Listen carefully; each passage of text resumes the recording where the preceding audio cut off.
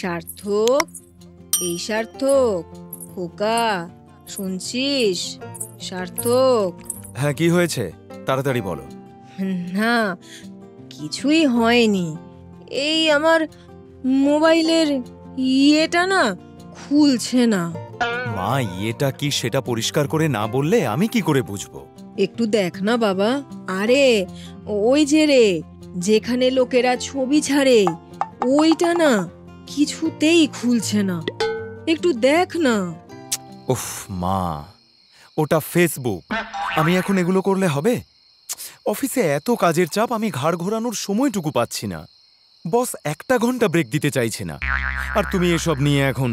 ভারী তো হপটপে মুখ গুঁজে বসে আছিস, তাতে মনে হচ্ছে যেন রাজ্য জয় করে নিয়েছিস। ওফো মা, ওটা হপটপ নয়, ল্যাপটপ। আর হ্যাঁ, এই ল্যাপটপে সারাদিন মুখ গুঁজে বসে থাকি বলেই মাসের মাইনেটা আমি পাই। কই, মোবাইলটা আমাকে দাও তো দেখি। কেমন তোমার ফেসবুক খুলছে না? দাও দাও। এই নে, এই নে, একটু দেখ তো, কিছুতেই খুলছে না। সার্থক মোবাইলটা হাতে নিয়ে দেখল মোবাইল ডেটা অন নেই।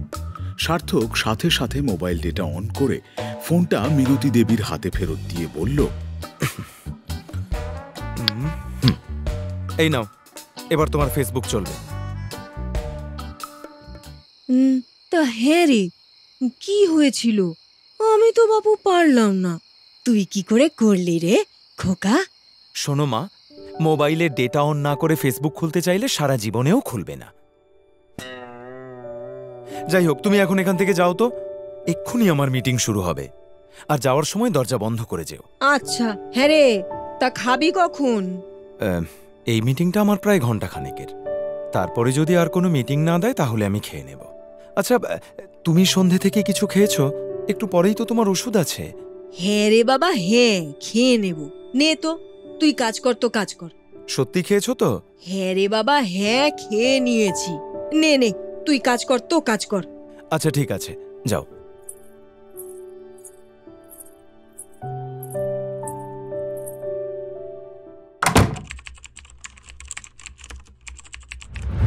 দিদি ভাই, ও দিদি ভাই, কি করছো দিদি ভাই? আরে ঠাম্মি, বাইরে দাঁড়িয়ে কেন? বিছানায় এসে বসো। তুমি তো বেশিক্ষণ দাঁড়িয়ে থাকতে পারো না। হ্যাঁ, তা তুমি এত কিছু কি করে জানলে দিদি ভাই? হ্যাঁ, আমি এখন ক্লাস 4-এ পড়ি, সব জানি, সব বুঝি। আমি আর ছোট্টটা নেই, আমি এখন বড় হয়ে গেছি। তুমি ভেতরে এসে বিছানায় বসো, আর কতক্ষণ ওভাবে দাঁড়িয়ে থাকবে? ওরে বাবা, আসছি আসছি। তাড়াতাড়ি এসো। মিনতি দেবী তিন্নির বিছানায় বসে বললেন, আচ্ছা দিদি ভাই, তোমার পড়াশুনো হয়ে গেছে তো? হ্যাঁ, আসলে একটু আগেই ক্লাস শেষ হলো। ও, আচ্ছা আচ্ছা। তা দিদি ভাই, চলো আমি তোমাকে বরং খেতে দিয়ে দিই। হ্যাঁ, সেই কখন সন্ধেবেলায় খেয়েছো। ইস, আরে মুখটা একেবারে শুকিয়ে গেছে গো। চলো চলো, খেয়ে নেবে, চলো তো, চলো চলো। এখন খাবার ইচ্ছা নেই, তুমি বরং আমাকে একটা গল্প শোনাও। অনেক দিন হয়ে গেল তুমি কোনো গল্প বলনি। আমি বলি কি, আগে রাতের খাবার খেয়ে নাও, কেমন? তারপর আমি তোমাকে গল্প শোনাবো। হ্যাঁ, ঠিক আছে তো? না, আগে গল্প শুনবো, তারপর খাবো। তাছাড়া এখনো তো মাও আসেনি। মা আসা অবধি তোমার একটা গল্প বলা হয়ে যাবে। আচ্ছা, তাই হবে। তাহলে এবার বলো তো দিদি ভাই, কিসের গল্প শুনবে তুমি? আমার তো রাজকুমার রাজকুমারী, ব্যঙ্গমা ব্যঙ্গমী এইসব গল্প শুনতে খুব ভালো লাগে। তাছাড়া তুমি ভূত পেতনির গল্পও বলতে পারো, আমার দারুণ লাগে। হ্যাঁ, তা তো শোনাতেই হবে। আমার আদরের নাতি নাতনিদের আবদার আমি কি ফেলতে পারি? হ্যাঁ, তবে আজ তোমাদের ভূত বা পরীর গল্প শোনাবো না। আজকে আমি তোমাদের মা দুর্গার অসুর বধের গল্প বলবো, কেমন?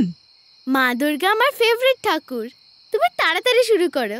শোনো তবে, এই বলে মিনতি দেবী গল্প শুরু করলেন। প্রজাপতি ব্রহ্মার বরদান পেয়ে মহিষাসুর দেবতাদের পরাজিত করে স্বর্গ, মর্ত, পাতাল দখল করে ত্রিলোকে চরম অত্যাচার শুরু করে।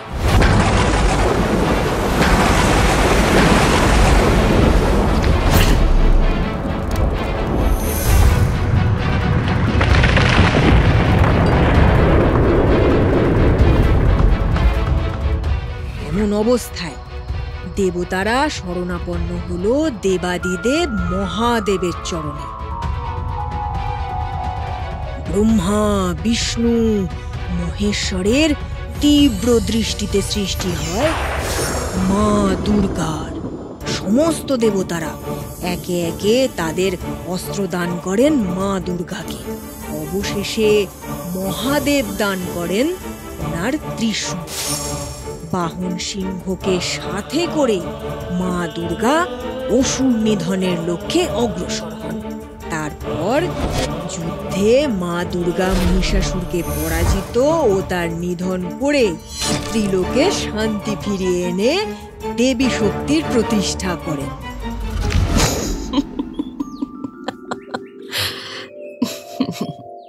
বিছানায় বসে মা দুর্গা ল্যাপটপে কিছু একটা দেখে ম্লান হাসতে দেখে মহাদেব প্রশ্ন করলেন, কি দেখে হাসছো গিন্নি? আমাকেও একটু বলো। আমি কোনো জোকস পড়ে বা মিমস দেখে হাসছি না, এটা আনন্দের হাসি। একটু খোলসা করে বলো দেখি। আমি তো গল্প শুনছিলাম। গল্প? কিসের গল্প শুনছো তুমি?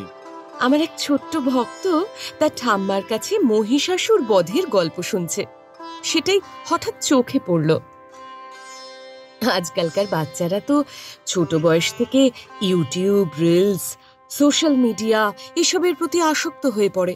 সেখানে এই বাচ্চা মেয়েটা ঠাম্মার কাছে গল্প শুনছে, সেটা দেখে খুব ভালো লাগলো। তা ঠিক বলেছ গিন্নি। চলো খেয়ে নেবে, অনেক দেরি হয়ে গেছে। বেশি দেরি করো না, আমি খাবার বাড়তে গেলাম। তিন্নি মা দুর্গার হাতে অসুর বধের গল্প শুনে ঠাম্মিকে জিজ্ঞাসা করল, আচ্ছা ঠাম্মি, মা দুর্গা আমাদের সামনে দেখা দেয় না কেন? কি জানো তো, মা দুর্গার না অনেক কাজ। দিদি ভাই, তুমি একটু বসো, হ্যাঁ? আমি তোমার বাপির কাছে গিয়ে জিজ্ঞেস করে আসি তোমার মাম্মাম কখন আসবে, কেমন? আচ্ছা যাও। মিনতি দেবী আবার সার্থকের রুমের দরজায় টোকা দিলেন। আর কয়েক সেকেন্ডের মধ্যেই সার্থক রুমের দরজা খুলতেই মিনতি দেবী বললেন, হ্যাঁ রে, বৌমা তোকে ফোন করেছিল। আমার কিন্তু বড্ড চিন্তা হচ্ছে জানিস খোকা। আরে এত চিন্তা করো না, আমাকে ফোন করেছিল খানিকক্ষণ আগে, বলল যে ওই মিনিট 5-এর মধ্যেও হসপিটাল থেকে বের হচ্ছে। খোকা, আমার কিন্তু খুব চিন্তা হচ্ছে, তুই আর একবার কল করে দেখ না। আরে চলে আসবে মা, রাস্তায় আছে হয়তো। এত চিন্তা করো না তো, তুমি আর তিন্নি বসে না থেকে বরং খাবারটা খেয়ে নাও। তুই কি রে, তা হয় নাকি? বৌমা আসা অব্দি না হয় আমি অপেক্ষা করি। আমি বরং দিদি ভাইকে খাইয়ে দিই।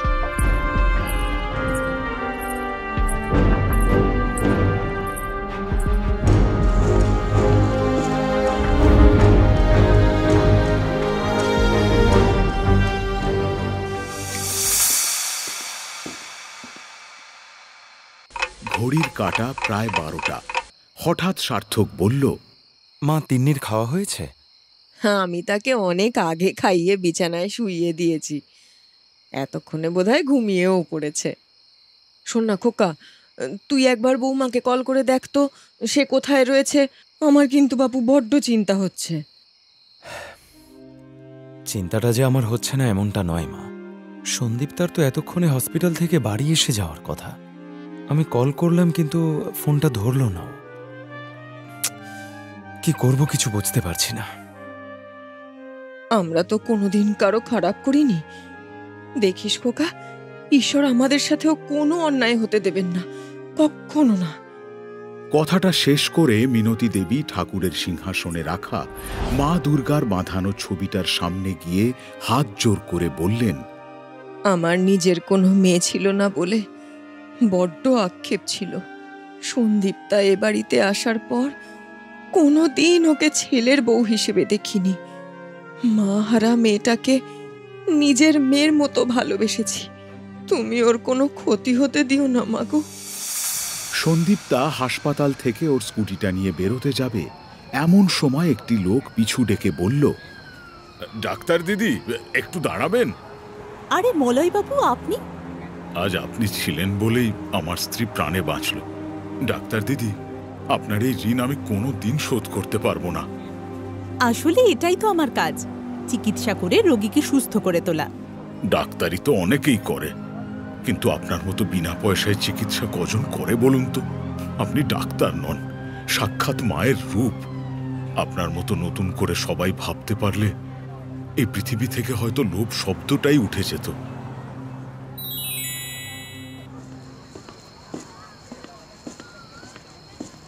ওহো, ফোনের চার্জটাও এখন শেষ হতে হলো। আজ অনেকটা দেরি হয়ে গেল।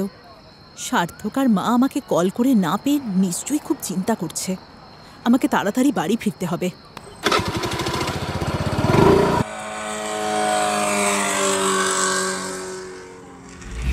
হাইওয়ের রাস্তাটা বেশ ফাঁকা।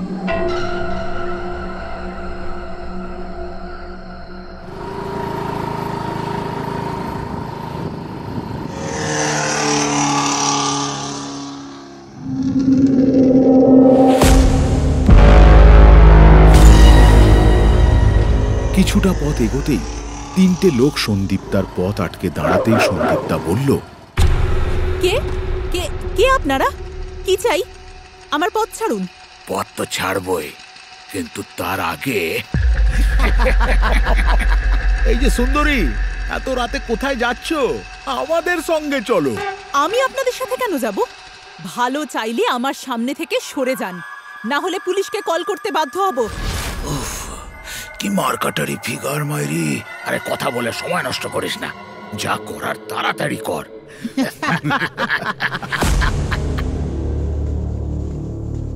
সন্দীপদা বুঝতে পারল ওদের মতলব ভালো নয়। সে এক বিরাট বিপদে পড়ে গেছে। কথাটা শেষ করেই ওরা তিনটে লোক সন্দীপদার হাত ধরে টানাটানি করতে শুরু করতেই সন্দীপদা সাহায্যের জন্য প্রাণপণ চিৎকার করতে শুরু করল। বাঁচাও, বাঁচাও, কে আছো? বাঁচাও আমাকে, মা, বাঁচাও আমাকে। এখানে তোমাকে বাঁচানোর মতো কেউ যে নেই সোনা। আমি আসছি, আমি আসছি, তোর কিচ্ছু হবে না। ঘুমের মধ্যে দুর্গাকে হঠাৎ চিৎকার করে উঠতে দেখে মহাদেব বললেন, কি হলো গিন্নি? কোনো স্বপ্ন দেখেছো? এভাবে ঘুম থেকে উঠে পড়লে যে? স্বপ্ন না, স্বপ্ন নয়, সত্যি। আমাকে এক্ষুনি বেরোতে হবে। আমার এক ভক্ত যে খুব বিপদে পড়ে রয়েছে। আমি সময় পৌঁছতে না পারলে হয়তো। গিন্নি, বাঁচাও, বাঁচাও, কে আছো? বাঁচাও আমাকে, বাঁচাও আমাকে। ওই তিনটে শয়তান সন্দীপদার মুখে ক্লোরোফর্ম দিতেই সন্দীপদা জ্ঞান হারিয়ে রাস্তায় লুটিয়ে পড়ে। এই ঘটনার বেশ কিছুক্ষণ পর নিজের কপালে একটা স্পর্শ পেয়ে সন্দীপদা যখন জ্ঞান ফিরে পায়, তখন এক আবছা আলো আধারিতে সে দেখে অদূরে মিলিয়ে যাচ্ছে এক ছায়ামূর্তি।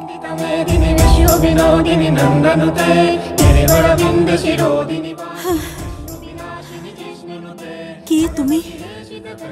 দাঁড়াও, যেও না, একটু দাঁড়াও। সন্দীপদা কষ্ট করে উঠে দাঁড়ালো আর দেখতে পেল তিনটে শয়তান মাটিতে লুটিয়ে পড়ে আছে। এরপর নিজের হাতের মুঠোটা খুলতেই সে অবাক হয়ে গেল, আর বিন্দু মাত্র সময় অপচয় না করে সে স্কুটি স্টার্ট করে বাড়ির উদ্দেশ্যে রওনা দেয়।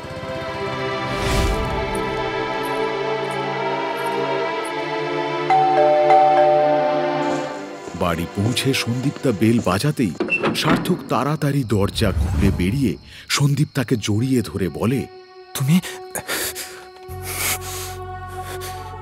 তুমি জানো আমি আর মা কত চিন্তা করছিলাম। এত দেরি কেউ করে? তিন্নি তোমার ওয়েট করতে করতে ঘুমিয়ে পড়েছে। বলছি, তুমি ঠিক আছো তো? ভেতরে চলো, সবটা বলছি। সন্দীপদা ভেতরে যেতেই মিনতি দেবী বলেন, হ্যাঁ রে মা, আজ হাসপাতাল থেকে ফিরতে এত দেরি করলি যে? আমার যে কত চিন্তা হচ্ছিল, জানিস তুই সেটা? কি ব্যাপার সন্দীপ্তা, তুমি আজ এত দেরি করলে কেন? কি হয়েছিল? নিশ্চয়ই হাসপাতালে খুব কাজের চাপ, তাই না? মেয়েরা কোথাও সুরক্ষিত নয়। সারাক্ষণ ওই মানুষরূপী জানোয়ারগুলো মেয়েদের জন্য চিল শকুনের মতো অপেক্ষা করে থাকে। কিন্তু কিন্তু তুমি ঠিক আছো তো? আমি একদম ঠিক আছি, তবে আজ অনেক কিছুই হতে পারত। ঈশ্বরের অশেষ কৃপা আর বরাত জুড়ে অক্ষত অবস্থায় বাড়ি ফিরতে পেরেছি। কেন রে, কি হয়েছে এবার বলতো? হাসপাতাল থেকে বেরোতেই মাঝপথে কতগুলো লোক আমার পথ আটকে দাঁড়ায়। তারপর সেই স্পর্শ ছিল কোনো বাচ্চা মেয়ের, আর খুব সম্ভবত বাচ্চা মেয়েটির আবছায়া ছায়ামূর্তি অদূরে মিলিয়ে যেতে দেখেছি। সবচেয়ে অকল্পনীয় বিষয় এটাই, আমার হাতের মুঠো খুলতে দেখি একটা ছোট্ট দেবী দুর্গার মূর্তি তার উপস্থিতির চিহ্ন হিসেবে রেখে গেছে। মিনতি দেবীর হাতে মূর্তিটা দিয়ে সন্দীপ্তা বলল,